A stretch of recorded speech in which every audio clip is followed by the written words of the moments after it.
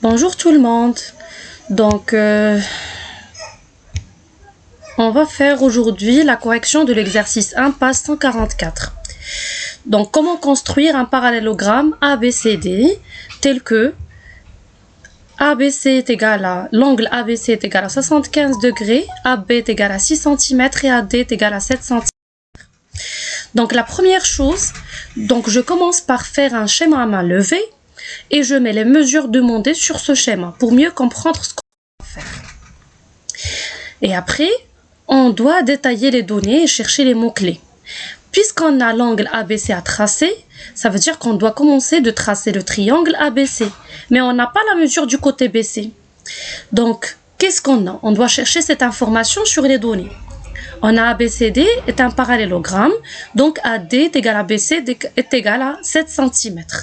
Maintenant, on peut tracer le triangle ABC sans aucun problème. Donc, on trace le segment AB, l'angle ABC, et enfin le segment BC.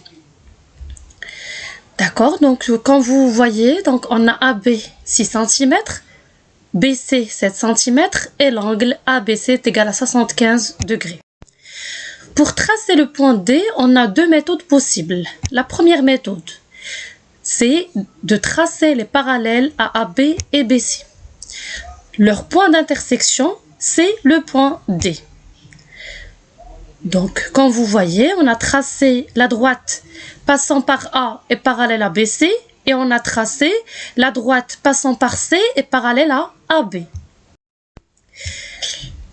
La deuxième méthode consiste à faire à l'aide du compas.